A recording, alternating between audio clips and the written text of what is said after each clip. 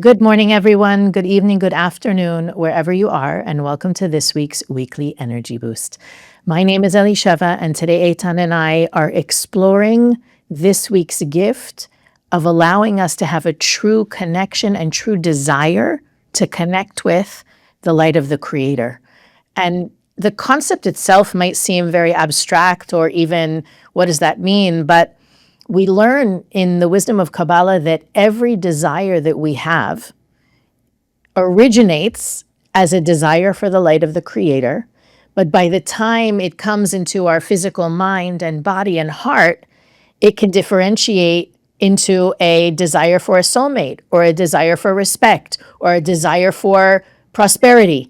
And so this week, there's multiple influences that push us this week to desire to be deeply connected to our soul and to be deeply clear about the desire of our soul, which is for nothing but closeness and connection with the light of the Creator. So today we're going to break down how to use this week as that personal workshop to get closer to both our soul and the Creator, but also to learn to apply those opportunities this week to any moment during the year where we find ourselves misaligned, chasing the wrong things, being obsessed about why something isn't happening or manifesting. And today's episode will help you realign anytime that happens. Weekly Energy Boost is a 7-day spiritual weather forecast where we provide our listeners with the most practical and powerful tools to navigate the coming 7 days. We do that by gleaning through the wisdom of Kabbalah and offering up tools and teachings that can not only help you this week, but can help you any week of the year, any year of your life.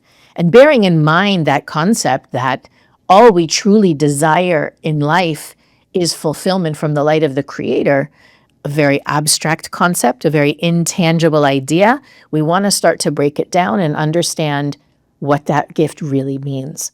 So, Eitan, where should we begin?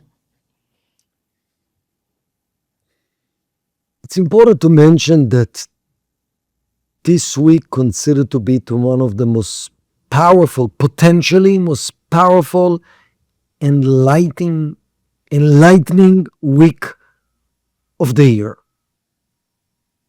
Wednesday night through Thursday day, it's known to be the 9th of Av, the 9th day of the month of Leo. It's a day where the two holy temples were destroyed. It is a day that we are fasting. It's a day that traditionally would consider to be a dark day.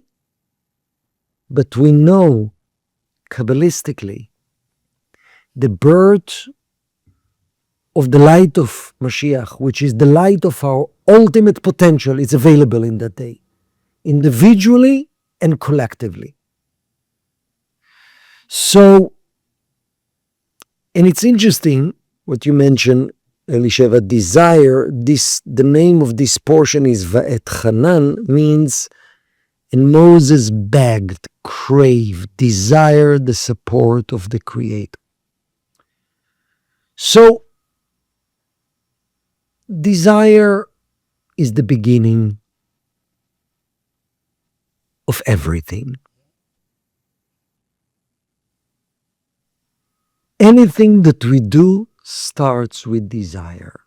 There's no such a thing, I don't want something. I want something maybe actively, consciously, or subconsciously. Any movement, any positive action, any negative actions, any lazy behavior starts with desire. And there's two types of desire.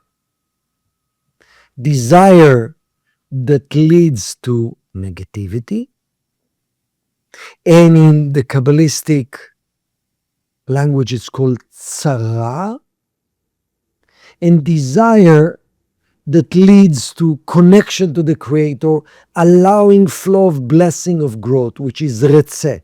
Both of them, the root of both of these two words, tzara, which literally means chaos or troubles, retzeh means positive desires. Both of them come from the root. The root of these two words is ratzon, which is desire. So one is desire that will lead to some negativity or chaos, or desire that will lead to closeness to the Creator, more flow of blessings, lasting blessings in this world. So first, we need to understand that the energy of God, the energy of the Creator, the light force is always available. So why don't I experience it? Because I don't crave it enough. I don't desire it enough. The light of my potential. We all have untapped potential. It's the light of our soul, the light of our gift, the light of what we came to manifest in this world. One of the main reasons we aren't tapping yet that part of us, not because it's not there, it's already there. I don't need something physically to happen to access it. Because I don't crave that enough. So part of the journey of this world is to increase the intensity and the purity of the desire to access the endless light of the Creator, the desire to access the endless light of my soul. Why? If the Creator wants to give it to me, why don't just let Him give it to me? Why do I need to desire it? Imagine you are in relationship and the person that you are with never express what they actually desire and want. And even when you give your energy and your love and your care, they don't desire it. They'll say, okay, I'll do you a favor. There's no real circuitry. If you push your child to do something and they don't want to do it, maybe initially it's okay, but at the end of the day, you will not have circuitry. If you tell your friends what you want them to do and what's wrong about it, but they don't desire to truly listen to you, will not have circuitry. One of the main journey of life is actually wanting and desiring all the blessing the Creator wants to give me. So practically, how does it work? How does it work? Especially in this week, when our greatest potential is available, also our greatest limiting desires will be available. So in a very simple way, any lack that we experience, pain, hurt, feeling depleted, feeling alone, feeling hurt, feeling fears, feeling insecurity, for whatever reason, we feel pain, lack. With that come a desire, robotic desire of the ego to try to fix it. That's the limited desire. Doesn't mean it's bad, it's part of the process how to move from that to the real desire. And that usually desires reactive desire. I want to fix immediately this pain. I want to get rid of that hurt. I want to feel better about myself. I want what the other person wants. I'm needy for some energy. I'm needy for some approval. And in the process of these reactive and small limited desires, I might hurt other people, being insensitive to other people. But the way life works, every time I'm experiencing a pain, is the invitation from the Creator. Get deeper, like you said, Elisheva. The root of all desire is desire to get closer to the Creator. Desire to be more enlightened. Desire to change my old version of myself. Desire to overcome my insensitive self, my reactive self, my blind self, my fearful self. So actually, let's say you got hurt by someone, and right away the reactive desires and the thoughts comes. And after the initial impulse, which is okay, that's the process of life. Imagine we pause, we say, pause, what an opportunity. Just breathe. It's okay, it's from the light. But then get deeper. What do I truly want here? What really will take me to the next level? That I'll stop focus about what the other person did, and actually I'll focus, please, the Creator, give me the strength to trust that it's for my best. It's actually, there's a pain to my soul that I'm still giving so much power to external circumstances to define my life. And it's okay, we're human. But what does really my soul want? My soul wants to actually trust the Creator that it's for my best. But I'm not there. Exactly. So ask the support of the Creator to be there.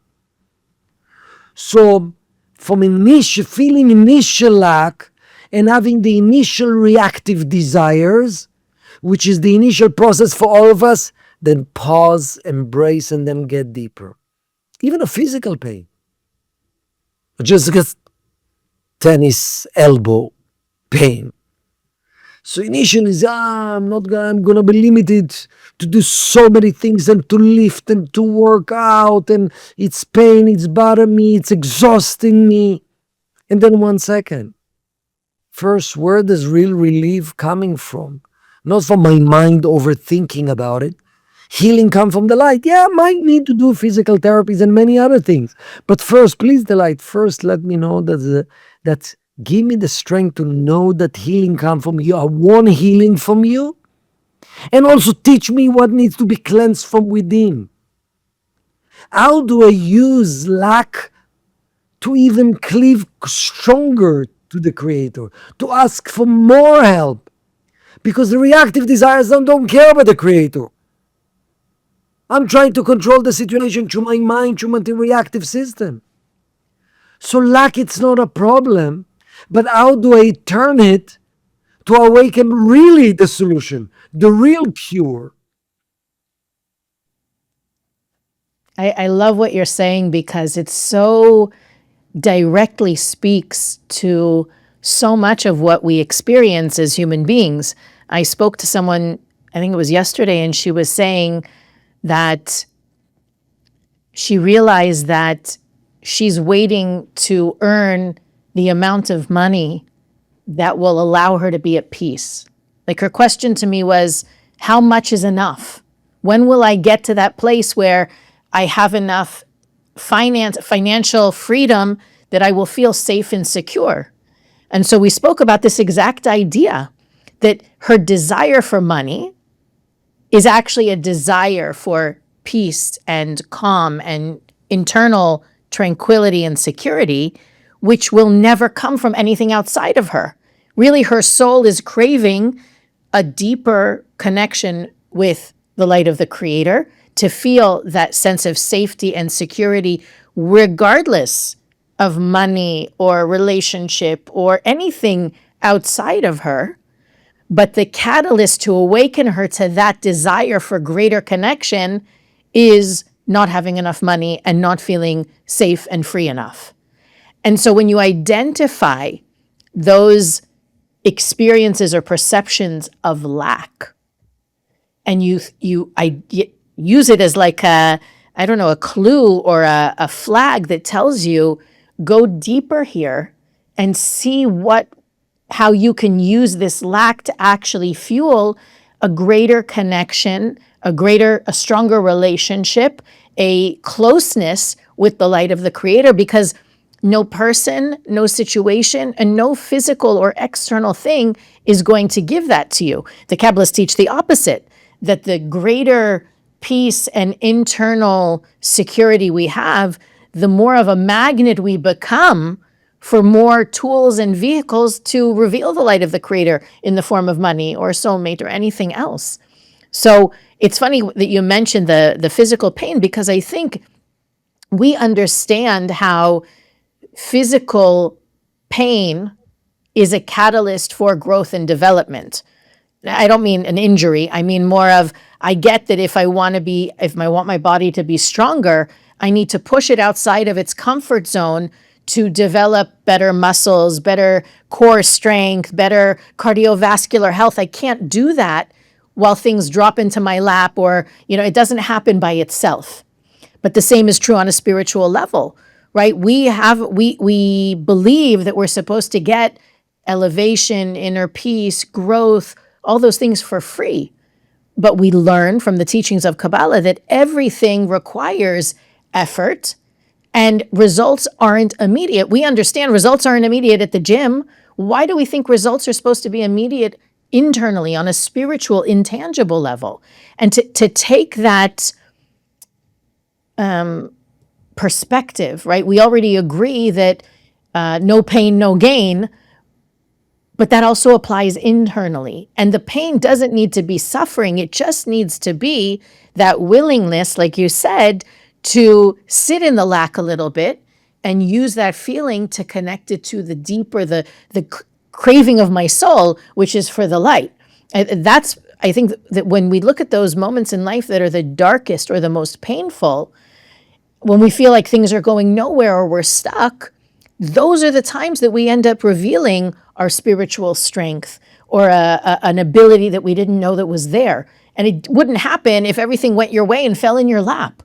So I think this week and the combination of the teachings from the Zohar and the ninth day of Av, where we are called to really connect to the true pain and longing of the soul, part of that is saying, I know whatever I'm facing and whatever I will face is good for me, the same way that I can look back on my life and say, my greatest struggles have also been my greatest triumphs.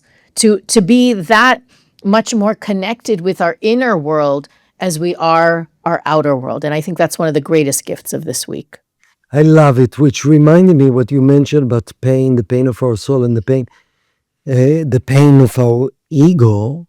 Actually, Michael Berg once shared when we were one of the holy sites in Israel, he said, real change of transformation has to occur through pain.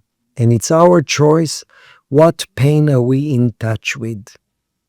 The ego pain, which things don't go my way, and my own limited expectation, or sometimes physical pain, which is inevitable in our life, versus our soul pain. What do you mean our soul pain? Didn't we come to this world just to accept everything and to appreciate everything? Yes, that's part of the attributes.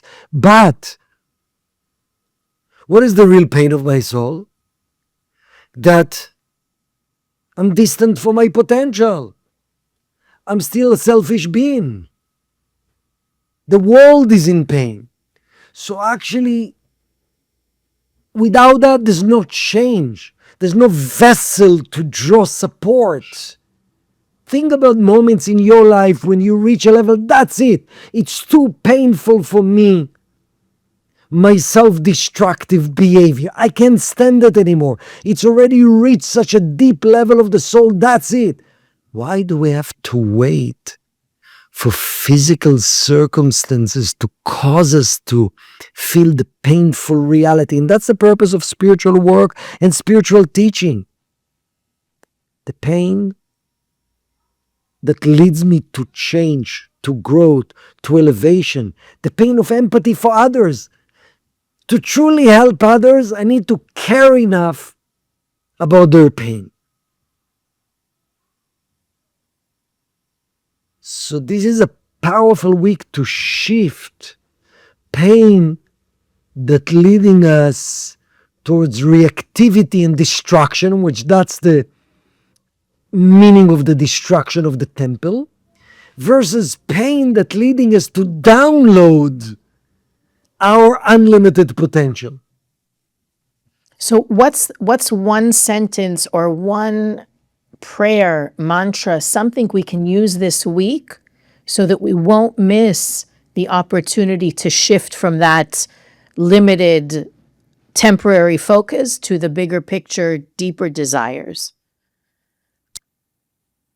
Ask yourself a question. is the pain that you're experiencing creating a stronger connection, conversations, hope for support from the light, or the pain that you experience causing you to disconnect from the Creator and try to take control with your own reactive ego mechanism to the pain that you're going through. And if it is the latter one, the ego one, it's okay. Pause and get deeper to shift to the real pain of actually, the only thing that I need is the inner light, the inner strength, the strength of my soul to solve any problem. It's not in the external, it's in the internal. Beautiful.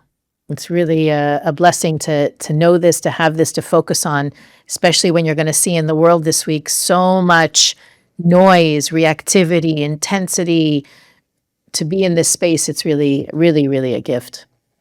Weekly Energy Boost is available on all podcast platforms, YouTube, Facebook, and Instagram. You can follow us there to receive more content that will support you in living what we share every week.